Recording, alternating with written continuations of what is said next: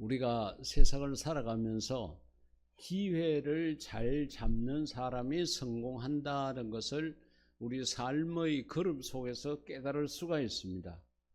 성경 속에도 하나님께서 기회를 주셨는데 그 기회를 잘 활용한 자가 있는가 하면은 하나님께서 주신 기회를 놓쳐버리고 여러 가지 모양으로 어려움 속에서 때로는 자기의 삶을 마무리한 그런 사람이 있음도 우리가 알 수가 있습니다. 우리가 세상을 살아가면서 멍청하거나 어리석거나 둔하지 않고 이것이 하나님이 주신 기회다라는 것을 깨닫는 것은 너무도 중요합니다. 그러한 지혜와 명철이 오늘 우리 모두에게 있기를 주의 이름으로 축복합니다. 자, 창세기 14장 전후에 보게 되면은 이스라엘 백성들이 출애굽하는 과정에 대한 스토리가 쭉 기록이 되어져 있습니다. 우리가 1년에 내가 성경을 한 번이라도 읽어봐야 되겠다 생각을 하고 시작을 하게 되면은 창세기를 읽게 됩니다. 성경의 첫 권이기 때문에 그렇습니다. 그런데 창세기는 어느 정도 읽을 만한 스토리가 있어요. 막 재미있고 다이나믹하고 막 그런 면이 있습니다. 그 가운데 하나가 이스라엘 백성들의 출애굽 과정입니다. 이스라엘 백성들이 그렇게 노예 생활을 하고 힘든 생활을 하는 끝에 하나님께서 그 민족에게 해방의 기회를 주셨습니다. 그때에 이스라엘 백성들이 마침내 그 고생스럽던 애굽 땅을 떠나서 이제 하나님께서 약속하신 젖과 꿀이 흐르는 땅 도보로 이렇게 걸어가게 되면은 실제적으로 그 이스라엘 백성들이 머물렀던 애굽 땅에서 가나안 이스라엘 땅까지는 30일 정도만 하면은 걸어갈 수 있는 길입니다. 그런데 이스라엘 백성들이 출애굽하는 과정 속에서 고집을 피우고 툭 하면은 하나님이 세운 자기의 지도자 모세를 때려 죽이려고 그러고 불평하고 원망합니다. 목마르다고 원망하고 고기 먹고 싶다고 원망하고 뭐 길이 둘러서 간다고 또 원망하고 하여튼 이런저런 원망 끝에 하나님에게 한 10번 정도 엄청난 제약을 당합니다. 그러면서 그 길을 바로 이렇게 가지를 못하고 광야를 둘러서 이렇게 가게 됩니다. 흔히 우리가 그냥 시내 광야로 이렇게 거쳐갔다 단순하게 표현을 하는데 지도책을 펴놓고 이스라엘 백성들이 걸어갔던 그 길을 자세히 보면은 6개의 광야를 거쳐서 가게 됩니다.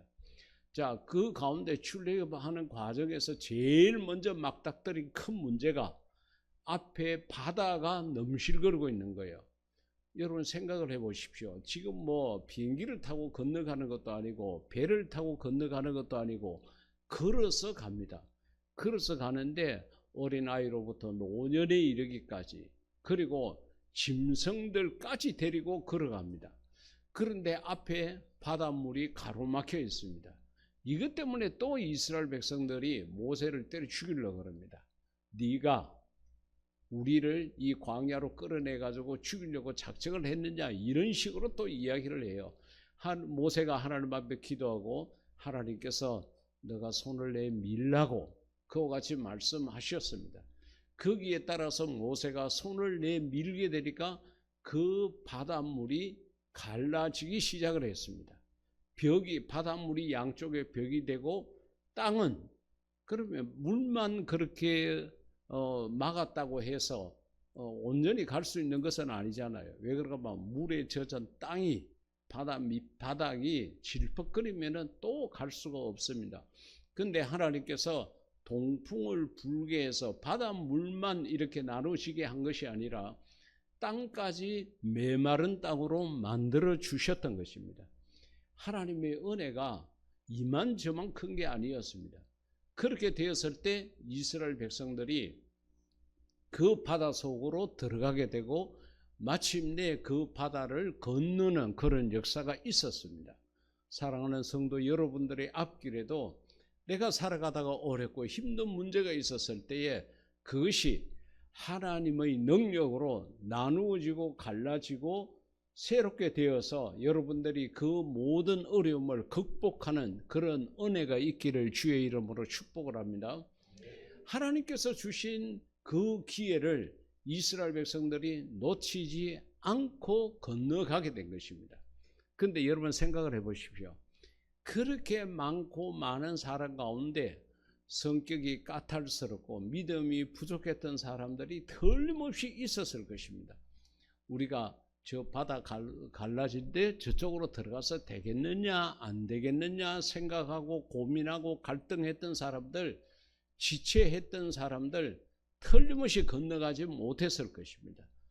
또 이것이 일시적으로는 저렇게 갈라졌지만은 좀 있으면 합쳐질 거야 생각을 하고 마음에 의심을 품었던 자도 그 하나님이 주신 기회를 살리지 못했을 것입니다.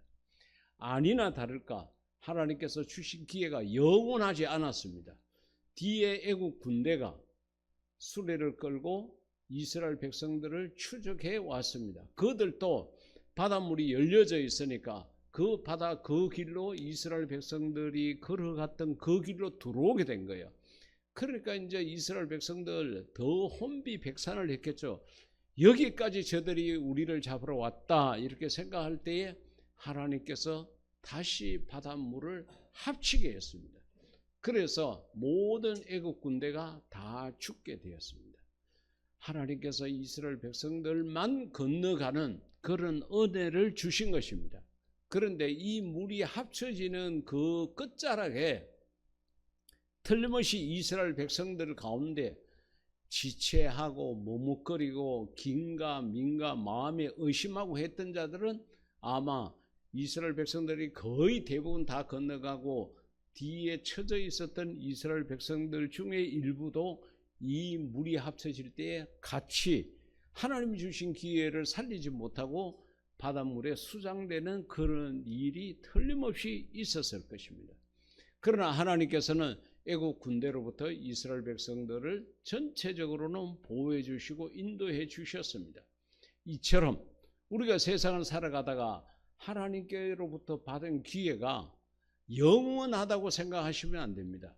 때가 되면은 닫힐 때가 있고 때가 되면은 바닷물이 합쳐질 때가 있습니다. 하나님께서 주신 기회를 적절하게 살리고 그 기회를 의심하지 말고 그 길로 들어서는 것이 우리들에게는 필요한 것입니다. 사랑하는 성도 여러분들이 지혜로운 자가 되어서 하나님이 주신 기회를 놓치지 않기를 주의 이름으로 부탁을 드리겠습니다. 출애굽기 15장 19절 말씀 가운데 보면은 하나님께서 주신 기회가 이제 끝이 나게 된 거죠. 바로의 군대가 이렇게 오게 되었을 때에 하나님께서는 그 물을 다시 합하도록 그렇게 했고 이스라엘 백성들은 마른 땅으로 다 건너가게 그렇게 했다는 것입니다. 영원히 그 바닷물을 갈라놓고 이렇게 하나님께서 기다리시지는 않았다는 겁니다. 그 때가 있습니다. 그 시기가 있습니다. 그 시기를 살린 자는 그 바닷물을 나누어진 바닷물을 마른 땅처럼 건너가는 그런 은혜가 있었고 그런 복이 있었습니다. 이 복의 기회를 놓치지 않기를 주의 이름으로 축복합니다. 그런데 성경 가운데 보면은 하나님이 주신 기회를 놓친 자들의 이야기도 있어요. 우리가 이런 부분을 살펴보고 내가 하나님이 주신 기회를 잘 살려야 되겠다 이렇게 생각하는 것은 아주 중요합니다. 창세기 19장 17절 이 전후에 보게 되면은 흔히 우리가 말하는 소돔과 고모라 성이 멸망하는 과정에 대해서 쭉 설명을 하고 있습니다. 하나님께서 아브라함의 기도를 들으시고 아브라함의 혈족 롯을 비롯한 그 가족들은 살려내겠다고 천사들을 보내가지고 미리 하나님께서 이야기를 해줍니다. 이 성 안에 머물지 말고 때가 되면은 나오너라, 도망쳐 나오너라. 그래야 너희가 생명을 얻을 것이다. 그런데 나오면서 뒤돌아보지도 말아라. 그와 같이 천사를 통해서 하나님께서 기회를 어떻게 살릴 것인지를 이야기를 해 주었습니다. 그럼에도 불구하고 롯의 아내가 뒤를 돌아보다가 소금 기둥이 되고 말았습니다. 하나님이 그 기회를 주셨는데도 그 기회를 살리지를 못했다는 겁니다. 신약 성경 가운데도 보면은 마태복음 27장 3절 이하 말씀 가운데 보면은 가룟 유다가 예수님을 팔고 난 다음에 철저히 회개합니다. 어떻게? 스스로 돌이켰습니다. 아, 이거 내가 잘못했구나. 예수님을 판 게 잘못했구나 생각을 해서 대제사장을 찾아갑니다. 장로를 찾아갑니다. 가서 자기가 받은 돈까지 돌려줍니다. 그러면서 이제 회개를 해요. 그래, 마음적으로 스스로 깨닫고 뉘우치고 행동으로까지 회개하는 이런 완벽한 회개의 모습을 보였습니다. 그러나 회개할 기회를 놓쳐버린 거예요. 왜 그런가 하면은 예수님께서 제자들과 최후의 만찬을 드시는 자리에서 너희들 가운데 한 사람이 나를 팔 것이다. 그래, 가룟 유다는 자기 자신을 알잖아요. 내가 지금 대제사장들하고 어떤 결탁을 했다는 걸 알고 있습니다. 그러면 자기가 그렇게까지 이야기하면 예수님께서 다 알고 계시는구나, 내가 회개해야 되겠다 생각하고 그 자리에서 주님, 제가 잘못했습니다 그러고 회개를 해야 되는데 회개를 안 해요. 하나님, 우리 주님께서 주신 기회를 그냥 덮어버립니다. 그리고 나와 함께 떡바구니에 손을 넣는 자가 그다, 그렇게까지 이야기를 했고, 그렇게까지 이야기, 너희들 가운데 하나가 나를 팔 것이다. 그러니까 제자들이 이야기를 해요. 주여, 내니까. 돌아가면서 이야기한 거예요. 주여, 내니까. 아니다. 내니까. 아니다. 그리고 가룟 유다가 주여, 내니까 그랬을 때, 그래, 너 말이 맞다. 분명히 지적을 하고 회개해야 될 대상이 누구인지까지 예수님이 밝히 이야기를 했는데도 가룟 유다는 입을 다물고 마음을 굳세게 하고 절대 회개하지 않았습니다. 그러고 난 다음에 예수님이 붙잡혀가는 모습을 보고 뒤늦게 회개를 한 거예요. 그래서 이제 자기와 결탁했던 대제사장 장로들을 찾아가가지고 자기가 받았던 돈을 내놓습니다. 그러니까 그때는 이미 회개의 기회가 지나가 버린 거예요. 대제사장 장로들이 냉정하게 이야기를 합니다.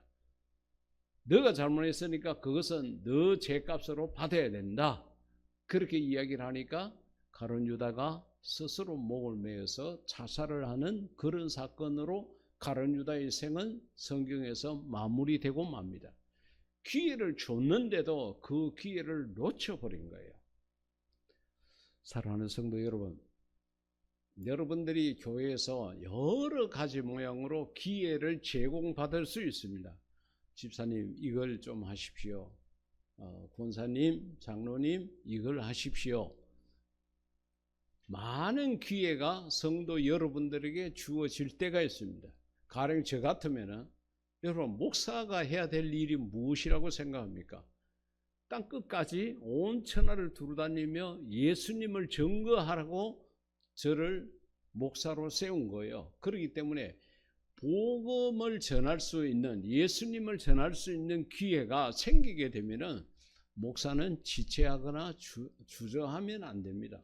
하나님께서 그 일을 하라고 목사로 세웠는데 그러지 아니하고 세상의 권력, 세상의 어떤 물질 이런 데에 빠져가지고 거기에 집중하게 되면은 하나님하고는 상관없는 목사가 되고 마는 것입니다.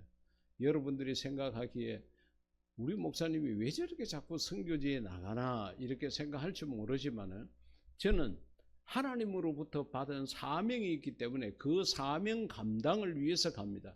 내 시간을 최대한 내가 가지고 있는 모든 물질이나 모든 것을 최대한 동원해서 복음 전하는 일에 헌신하고 있는 것입니다.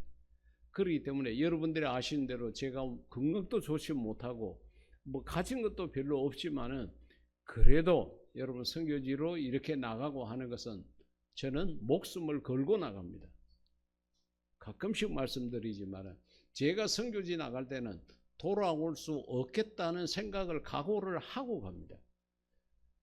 여러분 왜 그런가 하면은 하나님께서 내게 복음 전할 수 있는 기회를 주셨는데 내가 몸이 아파서 못 갑니다. 내가 가진 것이 없어서 못 갑니다. 내가 바빠서 못 갑니다. 이것이 하나님 앞에 정당한 이유가 되겠습니까? 절대로 그렇지 않습니다. 주님께서 내가 세상 끝날까지 너와 함께 하리라는 약속도 주셨습니다. 그 약속 붙잡고 가는 것입니다. 그렇기 때문에 선교지에 가서 어떻게 하든지 만나는 사람들에게 예수님을 전하고 돌아오고 그렇게 하고 있습니다. 지난번에 베트남에 갔을 때도 우리 박충영 집사님이 제가 이제 병원에서 교회 가서 현지인 교회 가서 예배도 드리고 오후에 또 한인 선교사님 가족들하고 병원 식구들하고 같이 예배도 드리고 또 토요일 날 특강을 해달라 그래가지고 특강도 이렇게 했습니다. 근데 특강을 다 마치고 나니까 우리 박중훈 집사님이 목사님 시간이 그때 집사님 얼마 됐다고 그랬어요? 1시간 몇 분? 1시간 반. 1시간 반 동안 제가 서서 하나님 말씀을 전했다는 거예요. 그러니까 하나님께서 붙잡아 주시지 않으면은 제가 여러분 여기서 설교 몇 번 하는 것도 힘들어서 제가 예배 전체적인 순서를 인도하지 못하고 우리 장로님들이 수고하고 계시는데 1시간 반 동안이나 특강을 할 정도로 하나님께서 붙잡아 주시고 인도해 주셨다는 것입니다. 저 개인적으로는 그렇지만은 성도 여러분들에게도 마찬가지입니다. 우리 오연서 집사님 제가 위에서 많이 기도하고 그렇게 하고 있는데 우리 오연서 집사님에게 트레스디아스에 들어갈 수 있는 기회를 제가 말씀을 드렸습니다. 집사님께서 그냥 들어가시겠다고 쾌히 그걸 받아들여 가지고 지금 우리 오 집사님을 위해서 기도하고 있는 사람들이 얼마나 많은지 모릅니다. 수많은 사람들이 기도하고 우리 오 집사님의 위켄드를 위해서 여러 가지 모양으로 헌신하고 준비하고 있는 과정입니다. 제가 목사 입장에서 봤을 때는 우리 교인이 잘 되는 일이라 그러면은 교인이 복 받는 일이라 그러면은 분명히 이걸 말씀드려야 되겠다는 생각이 들어서 성도 여러분들에게 권면합니다. 그때에 우리 오 집사님처럼 저렇게 받아들이면은 목사인 제 마음이 기뻐요. 왜? 복 받을 걸 아니까 우리 집사님이 이제 엄청난 복을 받게 되구나 이런 생각을 갖게 되니까 목사인 제 마음이 기뻐요. 그런데 그것을 교인으로부터 거절당하게 되면은 마음이 섭섭해요. 어떻게 하든지 복 받고 살아야 되는데 주는 복을 저렇게 차버리나 그 기회를 저렇게 포기해버리나 하는 그런 안타까운 마음이 있는 거예요. 교회는 여러분들에게 끊임없이 기회를 제공해 주고 있습니다. 교회에서 여러분들에게 주는 기회는 여러분들이 복 받을 수 있는 기회요, 은혜를 받을 수 있는 기회입니다. 이스라엘 백성들이 하나님께서 주신 기회를 잘 이용했던 자들은 그 바닷길을 마른 땅 건너듯이 건넜지만은 그 기회를 놓쳤던 자는 가룟 유다와 같은 저런 결과도 나타났다는 것을 우리가 꼭 기억을 해야 됩니다. 사랑하는 성도 여러분, 여러분들이 선교지로 갈 수 있는 그러한 기회들, 여러분들이 예배 드릴 수 있는 기회들, 이런 것들 전부 다 하나님이 내게 주신 기회라고 생각을 하십시오. 나중에는 예배에 참석하고 싶어도 하지 못하는 때가 틀림없이 오게 됩니다. 선교지에 가고 싶어도 마음밖에 없고 갈 수 없을 때가 있을 것입니다.